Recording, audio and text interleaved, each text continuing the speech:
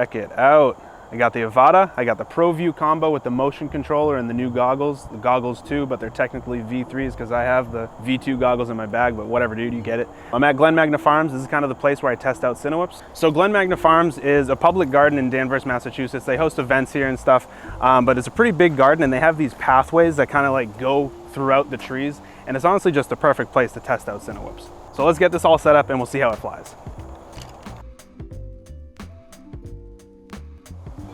So I haven't set the drone up yet. I did set the goggles up because I was just curious what the screen looks like. So these goggles are all set up, but I don't know if it's bound to the drone yet or not. So that's kind of what I'm gonna do now.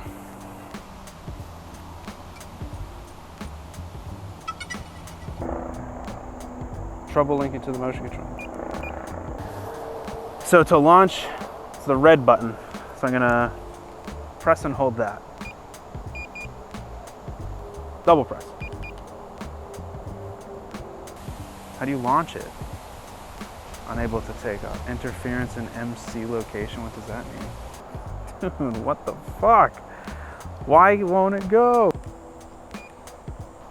Dude. Oh my God. All right, so I finally got an alert on my phone saying that's an authorization zone. So I'm gonna unlock it. Unlocking successful. Oh my God. So now, I double press this. Press and hold the lock button to take off.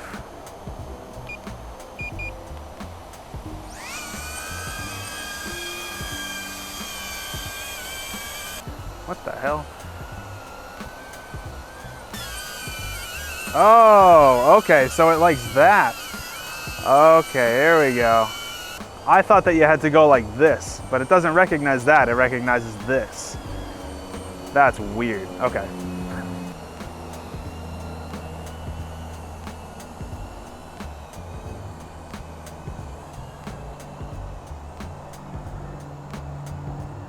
Wow, that is pretty cool. Honestly, I don't know how easy it would be to do this in a house. Oh wow, it stops on a dime. It has a little home icon. So it like knows on the screen where I am. It's like tracking it into the, turning this is weird. And it's got some speed. I don't think I could do, it would take a lot of practice to do a residential FPV tour with this controller. This is, I mean, it's cool, but like, maybe once I get the hang of it, I'm gonna try and go high. I don't want to get it stuck in a tree. Never mind. All right. I feel like I'm learning how to fly FPV all over again. It's kind of cool though. Especially because I can control the speed, but the camera stays flat. Which I'm curious how that'll work with the actual controller. All right, so that's normal mode, and as soon as I let go of the throttle, it just stops on a dime. So let's go into sport mode and give that a shot.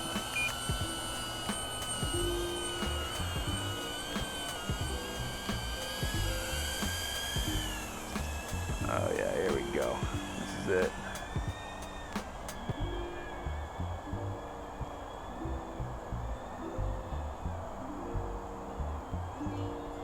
The video transmission on this thing is very good. I really like the video transmission on this.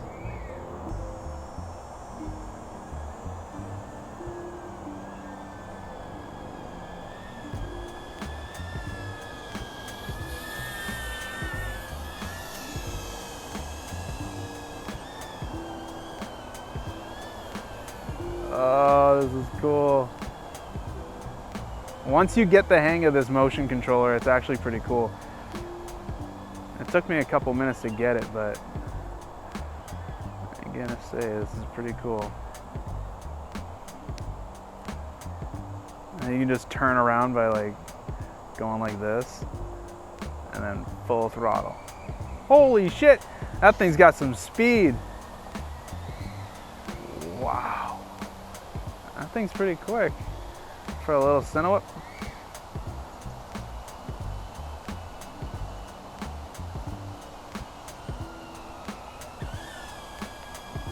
How far can I go down? Oh, that's cool.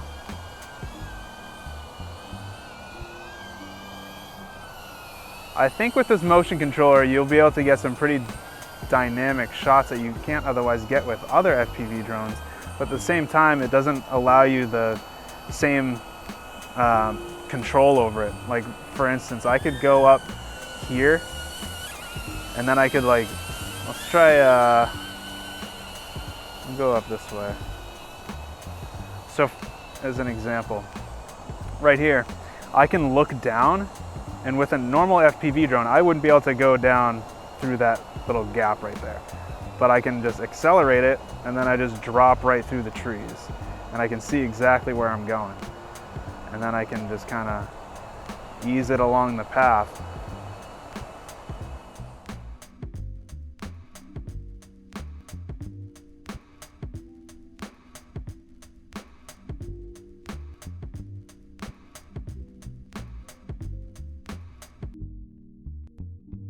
So one thing that I completely forgot that the DJI FPV drone does is you can hook your phone up, and this is an iPhone, you can hook an iPhone or an Android up to the goggles, and you actually get the goggle view right on here. So you don't need a smart controller or anything to like show people that you're filming for or people that you're with what you're seeing in the goggles. You can just plug a phone into it and you get the video image. Alright guys, I'm back at my desk and I want to give you guys my overall thoughts on this kit. There's stuff I love about it and there's stuff that I don't like about it. Let's start with what I like. The overall image transmission. The image quality of the FPV camera to the goggles is extremely good. It's noticeably better than a Caddx Vista or an Air unit, and I'm very excited to hopefully get this type of image transmission in the future O3 Air units that'll be coming out. I'm not sure how the onboard HD video will compare to something like a GoPro Hero 11. Once I get a Hero 11, I'll definitely be comparing the two, but the camera that's on this drone is definitely usable for projects. Next up, the stabilization and the gyro data. The internal image stabilization that's built into this drone is great, and I love how they have a horizon leveling option.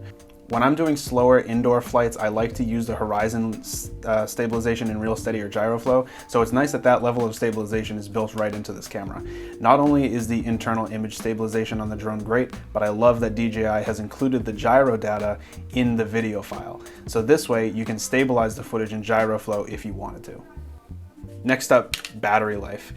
These are big batteries, but DJI never disappoints with battery life on their drones. The battery on this drone is a 2,420 milliamp LiPo, so you only get one of these batteries with the drone, and if you want one, they're pretty expensive, but with one battery, I'm getting easily 10 or more minutes per flight with this. Then again, I fly a lot slower. I do some light freestyle. Typically with Cinewhips, I don't do any freestyle. With that said, I get somewhere around 10 minutes with this battery. Next up is something that you won't get on any other Cinewhip. This drone has built-in storage of 20 gigabytes. So if for some reason you don't have an SD card, or if your SD card fills up, you at least have the internal 20 gigabytes as a backup. And last but not least, I'm surprised to say it, but I actually do kind of enjoy using the motion controller. Ever since getting a Remote 2, I've been using this, but when I was initially testing out the drone, it took me a minute to figure it out, but once you figure it out, this thing is pretty cool. This, combined with the head tracking that's built into the goggles, plus the fact that you have a variable camera angle on here and the whole drone is just tracked with the goggles too, the way that they all work together is very unique, and you can get some shots out of this that you can't get with a regular Cinewhip. All right, let's go over the things that I don't like about this drone. All right, first off, the weight. For me, this is the biggest thing that I dislike about this drone. The thing weighs 410 grams, which is almost double the weight of my custom-built Cinewhips that I use for all my residential real estate videos. Actually, let me get the scale out. And here is my Cinewhip that I use for all my indoor drone videos. If you're curious on the setup on this one, I will leave a link to a video that I have, including this setup, down in the description. This drone weighs just under 240 grams. 247, and like I said, this one weighs something like 410, 412, 411. somewhere around there. So with this one not being under 250 grams, it has to be registered with the FAA, whether you're flying it recreationally or with a Part 107. You won't be able to legally fly over people since it's over 250 grams. And if DJI actually made this under 250 grams, it wouldn't need remote ID when that goes into effect. I have been testing this indoors a little bit, and I'm very on the fence about flying it indoors for residential real estate just because it's so heavy and there's a lot of thrust underneath it. I'll probably use it for a house that isn't staged with furniture. If I do end up using this on a project where there's staged furniture, I would just be careful with flying it around like cups, like glass cups. Sometimes they like to stage the house with glass cups that are really, really light and fragile. This could very easily blow things like that off. So if you do choose to use this indoors, just be careful because there is a good amount of thrust underneath this. Significantly more thrust than something like this. Next up, and this is another big one for me, the airspace warnings. These are especially annoying for indoor flights. The airspace warnings are the exact same warnings that pop up if you were to fly any DJI drone too close to an airport. The thing that I hate about this is that you need to have your phone with you and a cable to connect it to the goggles with you in order to bypass the geofence warnings. So if you don't have that cable that connects your phone to the goggles too, and you're in restricted airspace, you won't be able to fly this thing. This method of unlocking a geozone can be a real pain, and if you're on a shoot and need to just get in the air, unlocking a geofence through the DJI app is the last thing you want to deal with. This would be especially annoying for me on a real estate shoot where I'm flying entirely indoors, but I'm close to an airport, so it's within that geofence. And since the FAA doesn't even regulate indoor airspace, I wish that there was a way to tell the app that it's an entirely indoor flight so it could bypass that geofence warning. But then you'd have pilots that abuse that function and use it where you might need authorization, so I don't know, whatever, dude. The geofencing thing is just a headache. All right, next up is something that I feel like everybody mentioned, at least in the review videos that I watched of this drone, and they're dead on. The USB-C and micro SD card location on the drone. I don't know who the hell decided that this was a good spot to have this, but this is just terrible placement. It's almost easier to completely remove this prop in order to access the SD card. It's pretty bad. And then even when you get it open, just trying to plug a USB-C port into this is such a headache. The little cable that's holding this cover on is like barely on anymore because I've fumbled it up against the prop so much. What I've been using is just this little magnetic USB-C connector, and then I'm able to push this in here, and then I put the magnetic cable up against this, and for me that's just the easiest way to connect this to a computer. But bottom line, this is just a terrible spot to have access to a micro SD card. The noise level, this thing is loud. I don't know if it's the props or the motors or just its weight. It's probably honestly just a combination of the three, but this thing is very high pitched and pretty loud, significantly louder than my other 2.5 inch drones. Next up, and this isn't really a complaint with the drone, just the battery cost. The price for a single battery for this thing is $130. What the? All right, so that's all the problems that I had with this drone. Let's take a look at the goggles too. Look at that. Cool thing about these antennas, and I do like this, these antennas just pull right off, so I'm excited to see what kind of antennas Lumineer or iFlight or someone they come up with to fit this. But these antennas have been working pretty good. I'm getting really good image transmission with these, and overall it's a solid goggle, but there are things that I don't like about it. They're not backwards compatible. What the hell? DJI has come out saying that they're working on a firmware update that'll make these goggles backwards compatible with older Air units and Caddx Vistas. My guess is that they're just trying to sell out their stock of V2 goggles, and then once those are sold out, maybe they'll start making these backwards compatible. But then again, I'll believe it when I see it. Next up, just the overall fit. These goggles just don't fit on my face well. To get my eyes to where they need to be to see the screen good, these goggles are really pushing down on my nose. I did find these little 3D printable parts. These kind of slide in like right in the nose piece, so in between the goggles and this piece of foam. You kind of slide it down in there and then it pushes down on your nose a little bit, and that does actually help with how it's positioned on my head. There's also a light leak over on the sides. This isn't as tough to deal with as the nose part, but if you do have a severe light leak over on the side, there are also 3D printable parts that kind of push the foam closer to your head and it'll fix the light leak. I'll leave a link to both of these 3D printable parts down in the description. Another thing, the touchpad on the side that you use to navigate the menu, I'm kind of iffy on this. I think I prefer the little jog wheel that's on the V2 goggles. I mean, this works.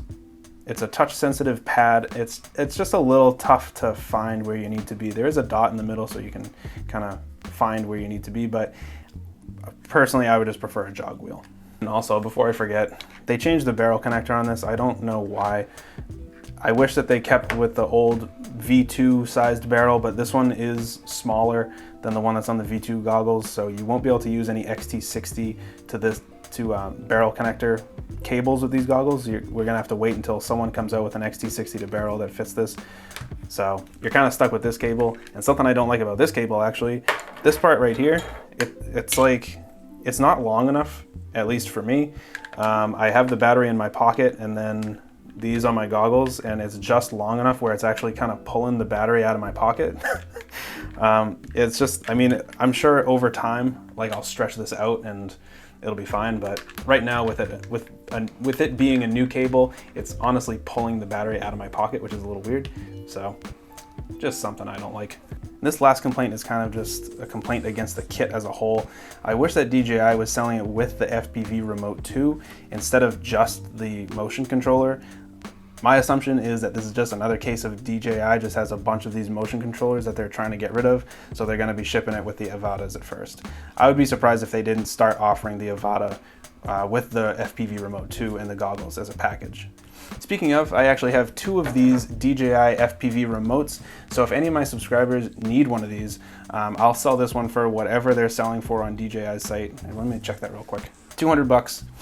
So I'll sell this to 200 bucks. I know pretty much the only place that you can get these right now is on eBay, and they're overpriced a lot. They're close to like 300 bucks. So I'll have a Google form down below that you can fill out in the description, and I'll sell it on a first come first serve basis. Just input your info and I'll contact you if you're the next buyer on the list. If I can't sell this to anyone for a week after this video has been published, I'll end up just posting this on eBay for 200 bucks. So if the Google form link down in the description is still accepting submissions, I still have the controller. Once it's paid for and shipped, I'll take it down. But this thing is never used. I have the little joysticks on the side here, and yeah. If you're looking for one of these for your Avata, hit me up. This thing's collecting dust. So I played around with the different flight modes for a bit when I was first learning how to fly this thing with the motion controller that came with it. But as soon as I got the Remote 2 in the mail, I immediately switched it to fully manual mode. I haven't touched the motion controller or used normal or sport modes ever since getting this controller. All of the footage that I post with this drone going forward will be in manual or acro mode. I don't fly in horizon leveling or normal or sport modes. Everything is acro. And that goes for the indoor stuff too. I'm playing with the rates on this drone, and I'm basically trying to just get it to fly like my other Cinewhoops, and I'll probably feature the rates in a future video. I'm still kind of dialing those in. So all in all, it really is a solid drone. It has great image quality all around. I probably won't be using a resolution other than the 4K 60 FPS. I do wish that they had a 4K in 4:3 or a 4K in 30 FPS, but they don't have either, so I'm just gonna have to live with 4K 60 in 16:9. The thing's nice overall. The image transmission is great. Battery life is great. I think it's a very beginner-friendly drone, especially with the motion controller, and then you can always graduate to something like this. The goggles are really nice, and I'm dying to have these backwards compatible. They're a little uncomfortable, but then again, you can fix it with little 3D printed parts that kind of just push the foam in different directions. Again, I'll leave a link to those down in the description. The motion controller that comes with it is cool, but I think if you really want to get cinematic shots, you're going to have to get one of these controllers. I have a lot of videos planned for this drone. I have a project coming up that I am planning on using this for. It's in a bigger facility, and I'm also going to be bringing this drone back to Supercharged, where I filmed that fly-through with the go-karts, and I think that'll be a good test of low light capabilities. So we'll be able to compare that footage directly with the GoPro 10 footage. So if you like this video, make sure you subscribe to the channel, leave the video a like, and if you have any questions about the Avata or the goggles, goggles or the motion controller, or if you need a FPV Remote 2, don't forget, I have one that's just collecting dust. So if the Google form down below is still active, I'm still accepting submissions on that. Put your name, email, I don't know what else I'm gonna include in that. I would much rather sell this thing to one of you guys than list it on eBay.